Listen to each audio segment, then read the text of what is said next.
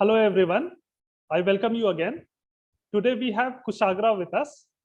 He is a PhD scholar currently pursuing from IBS Hyderabad in marketing and strategy. So welcome Kushagra. Thank you, Puneet.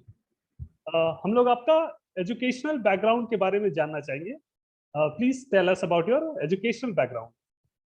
So talking about my educational background, I come from a commerce background. So I completed my BCom from University of Allahabad, and then after pursuing my BCom, I pursued my MBA from Indian Institute of Information Technology, Allahabad, and then in my MBA, I realized actually our curriculum was very much focused on research work, and we had to write a lot of research papers and seminar papers and a lot of paperwork or a lot of assignments which we were given in our MBA used to involve research activities. So वहाँ से मेरा research interest develop हुआ. And after that, I completed my MBA in the year 2020, and from that year, I started looking for a PhD. And in 2021, I got admission into IBS Hyderabad, which is currently one of the top 30 business schools of the country. Yes. So, आप IBS Hyderabad का selection procedure और आपका interview experience share करना चाहेंगे? जी बिल्कुल. Actually IBS Hyderabad का interview procedure और selection procedure दो तरह से होता है. First, they go with a traditional selection process. That is, you can apply to the PhD program through CAT, through GMAT, or through NET JRF paper using those schools.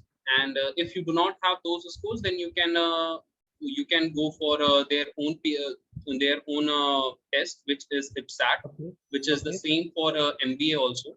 So you can appear for IPSAT, and after appearing for IPSAT, if you qualify IPSAT, if you qualify the merit list, if you come into the merit list, then they'll call you for an interview, and then that is the whole procedure of applying into the PhD process.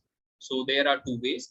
And talking about the interview process, then interview is I would say that it is brutal, and the interviewers won't leave any chance to murder you in the interview.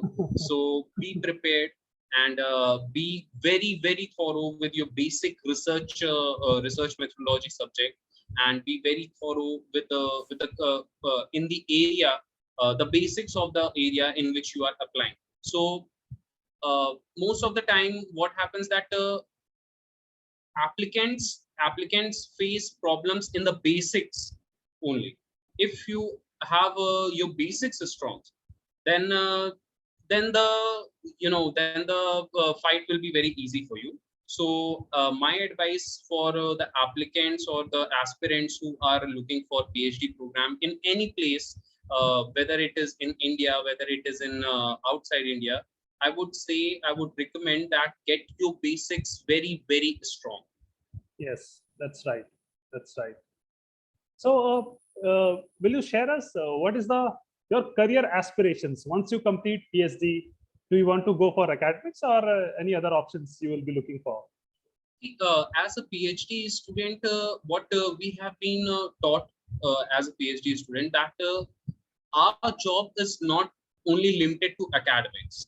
So our job is of a researcher. So we need to continue to be curious.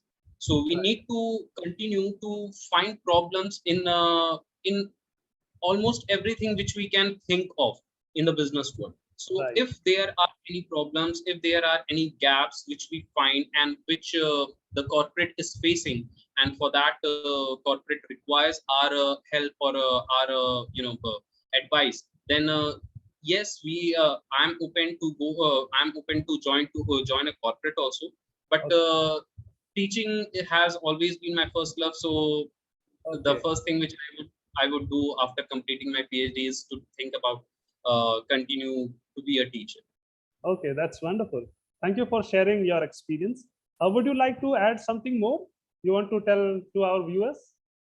Uh, as a PhD student, I would say that all the aspirants, all the applicants who are planning to get into this particular field, I would advise them that if you do not love your PhD topic, if you do not, if you are not in love with your particular area or the particular subject matter in which you are going to pursue your PhD, or in which you are going to pursue your research, I would recommend, I would advise that you better look for something else. Or if because if you are planning to do a PhD as something which is which is a plan B for your career, as a career option, so I would recommend I would recommend that you better do not involve yourself into this particular field, because this is getting very competitive day by day. There is a lot of pressure to publish, and the publications take time. So you have to be patient. You have to be, you have to do something which thousands of other PhD scholars in the country and in the world are not doing. So there is a lot and lot of digging in this particular field, and there is a lot of hard work in this particular field.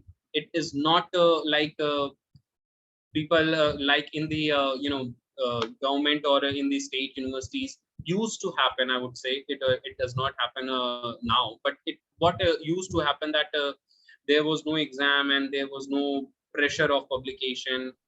It's not like that. India is the fourth highest producing PhDs in the world.